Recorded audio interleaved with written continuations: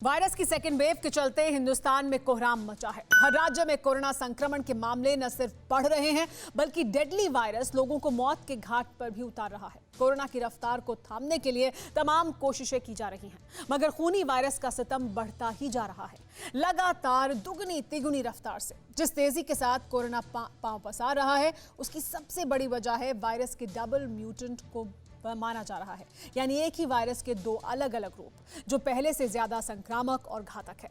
और ऐसा ही एक बहुरूपिया विषाणु दक्षिण भारत के राज्यों में कदर मचा रहा है। आखिर कौन सा है वो म्यूटेंट, आप खुद देखिए।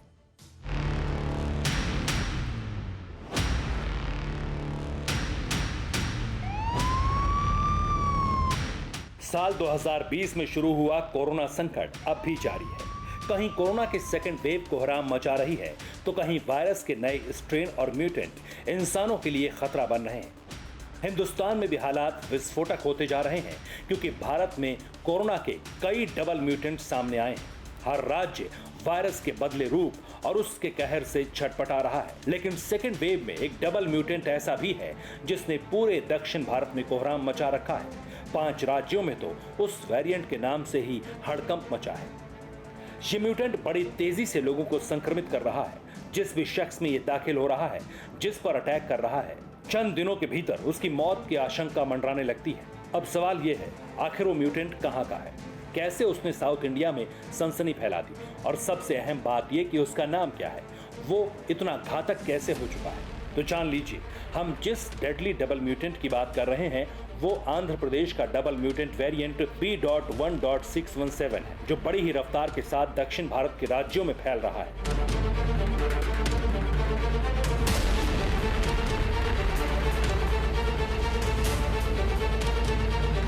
जिस वक्त देश में कोरोना की पहली लहर थी, उस दौरान दक्षिण भारत में N440 के वेरिएंट लोगों को अपने शिकंजे में ले रहा था। लेकिन साल बीतने के साथ जैसे ही कोरोना की सेकेंड वेव आई, इसके साथ ही बहुरूपिया वायरस ने भी अपना रूप बदल लिया और अब दूसरी लहर में डबल म्यूटेंट B.1.617 और B.117 तेजी से दक्षिण भारत के राज्यों में पैर पसार रहे हैं। ज्यादातर मरीजों में इन्हीं म्यूटेंट का संक्रमण पाया जा रहा है। इन दोनों म्यूटेंट में भी ज्यादा डेडली म्यूटेंट B.1.617 है, जो कि आंध्र प्रदेश के अलावा कर्नाटक और तेलंगाना में भी अपना प्रकोप दिखा रहा है। इतना ही नहीं, डबल म्यूटेंट यानी B.1.617 में 3 नए स्पाइक प्रोटीन म्यूटेशन हुए हैं, जिसके चलते ये वायरस बेहद जानलेवा साबित हो रहा है। इस नए म्यूटेंट को लेकर मेडिकल एक्सपर्ट्स ने दावा किया है कि नए वेरिएंट से संक्रमित मरीज 3 से 4 दिनों में ही हाइपोक्सिया या डिस्पनिया का शिकार हो जाता है, जिसके चलते सांस मरीज के फेफड़ों तक पहुंचनी बंद हो जाती है। समय पर इलाज और ऑक्सीजन सपोर्ट नहीं मिलने से मरीज की मौत हो सकती है।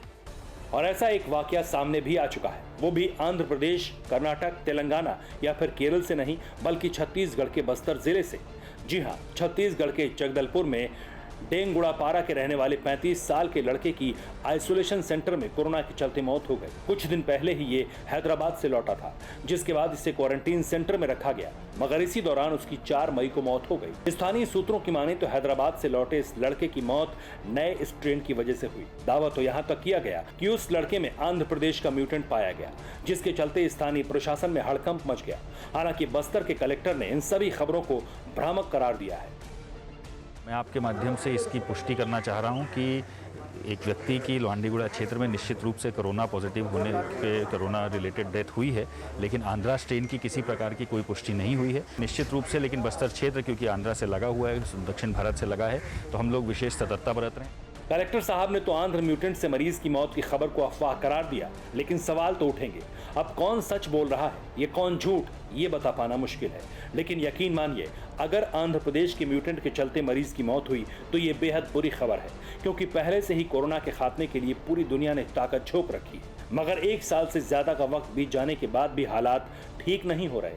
ऐसे में अगर हर दिन नए नए म्यूटेंट और वेरिएंट सामने आने लगेंगे और इंसानों को शिकार बनाने लगेंगे, तो हालात और भी भयावह हो जाएंगे।